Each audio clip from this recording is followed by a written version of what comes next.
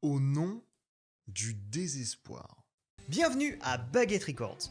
Aujourd'hui, Metallica et leur album Hardwired to Self-Destruct. Je ne pense pas qu'il soit réellement nécessaire de revenir sur l'histoire de la carrière de Metallica, étant à mon avis le premier groupe qui vient à l'esprit quand on pense au metal et surtout au thrash. Mais pour contextualiser un peu, Metallica c'est un groupe qui, de mon point de vue, qui est loin d'être le point de vue d'un expert qui n'a écouté que du Metallica pendant 35 ans, a connu trois grandes étapes. Une première période qui s'étend de leur album Kill Them All en 1983, voire même à leur première démo No Life Till Leather et leur premier single Hit the Lights, jusqu'à Injustice for All en 1988, de pure explosion testostéronée, d'originalité et de brutalité au sens essentiel. Ils étaient bruts, naturels, eux, en quelque sorte, même si le côté mélodieux et balade montrait déjà le bout de son nez, avec par exemple le single One. C'était un peu la jeunesse fougueuse du groupe. Ensuite, on arrive à l'âge plus adulte, plus rangé, avec le Black Album, qui se veut beaucoup plus accessible, ce qui n'est pas une démarche dégueulasse en soi, hein. D'ailleurs le futur leur a donné raison, puisque Enter Sandman, Sad But True, The Unforgiven, Nothing Else Matters, on est, clairement, c'est cet album qui a permis à Lars Ulrich de se payer son manoir et sa piscine, hein, bien avant que la fameuse histoire avec Napster ne lui empêche de se payer son bar en or. Ensuite, on rentre dans les années 2000 avec l'histoire Napster. Et Metallica qui commence à chouiner et à pourchasser ses propres fans parce que leurs musiques sont téléchargées sur internet. Ce qui déjà leur met un peu de plomb dans l'aile. Ensuite, ils sortent l'album Sun Anger en 2003 et Death Magnetic en 2008. Et je dois avouer que pour moi, c'est un peu à ce moment-là que Metallica a commencé à pas mal bégayer comme un papy. Je dis pas que ce sont de mauvais albums en soi, mais il n'y a pas vraiment de titre qui se démarque à mes yeux sur ces albums. Après, je suis pas particulièrement objectif parce que c'est vrai que le Metallica de cette période, je l'ai pas vraiment écouté de toute façon, voilà.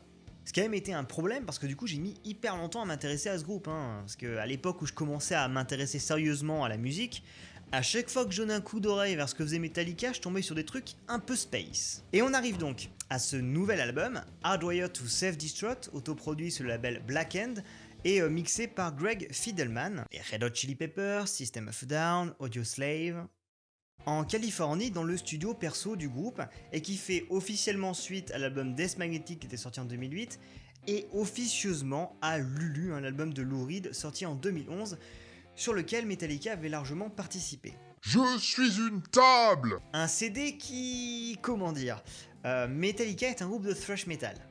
Lou Reed est un artiste avec un grand A pour expérimental, ce qui a donné un mélange un peu spécial que les fans n'ont pas particulièrement adoré, même plutôt assez largement détesté. Quand on ajoute à ça le fait que ça fait déjà 4 ans que les fans de Metallica attendaient un nouvel album, hein, le dernier en date étant Death Magnetic, qui avait déjà été accueilli de façon plutôt frileuse, hein, Rick Rubin ayant poussé un peu trop fort sur la compression au mixage, hein, rendant le truc trop compact, lisse et sans trop de contraste, les ventilos étaient pas mal énervés. Du coup, il y avait pas mal de pression qui reposait sur le groupe quant à cet album. Et en même temps, une certaine facilité, parce que finalement, il suffisait que Metallica fasse un album de Metallica pour rassurer tout le monde. Ce qui est exactement ce qu'ils ont fait avec ce CD, hein, sorti le 18 novembre 2016. On n'a pas vraiment d'expérimentation, pas de prise de risque, pas de choses très originales, mais vraiment une sorte de retour aux sources et de choses assez classiques pour vraiment, on dirait, rassurer les fans comme s'ils étaient complètement traumatisés. D'un point de vue global, à mon avis, le point fort de cet album, ce sont les riffs. Il y en a beaucoup qui sont très catchy. Et surtout, dans l'air du temps, on sent que Metallica a prêté attention à ce qui se faisait dans la sphère plus moderne du métal.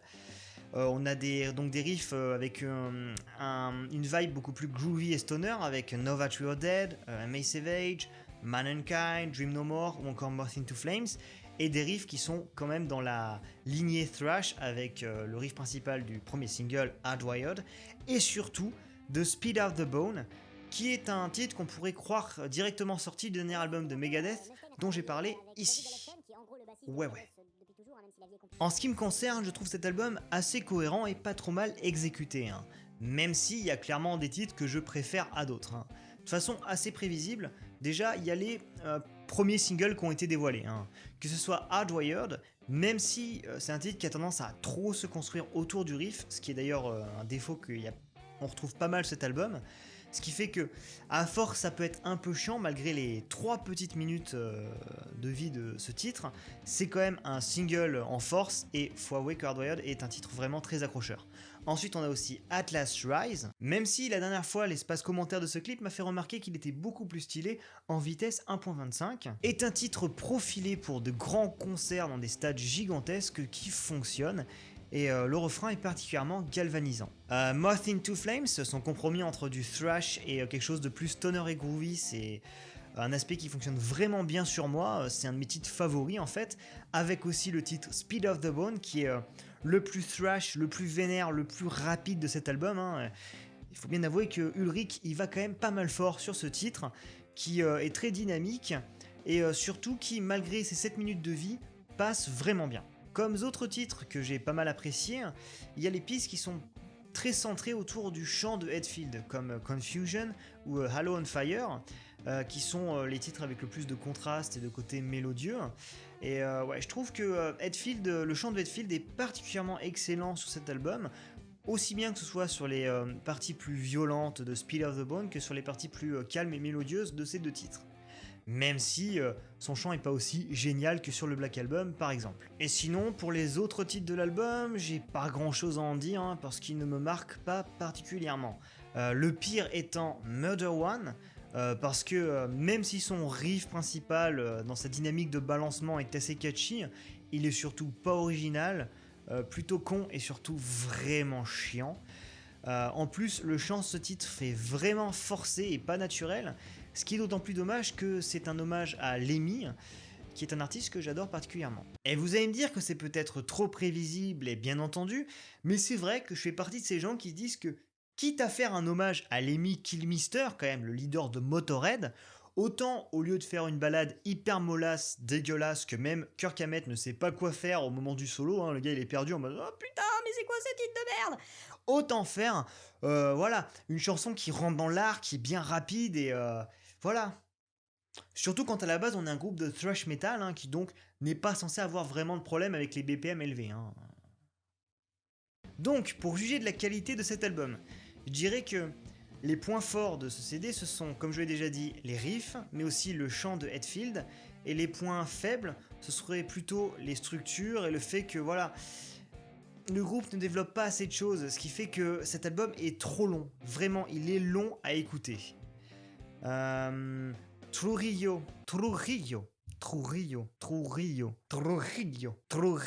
Le bassiste mexicain.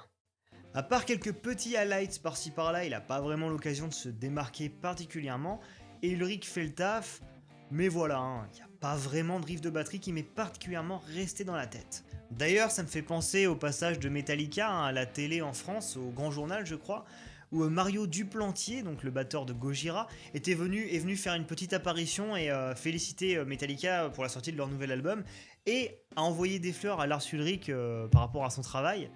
Ce qui était assez drôle en sachant que Duplantier est tellement au-dessus de Ulrich en termes de skills que ça m'a fait beaucoup rire.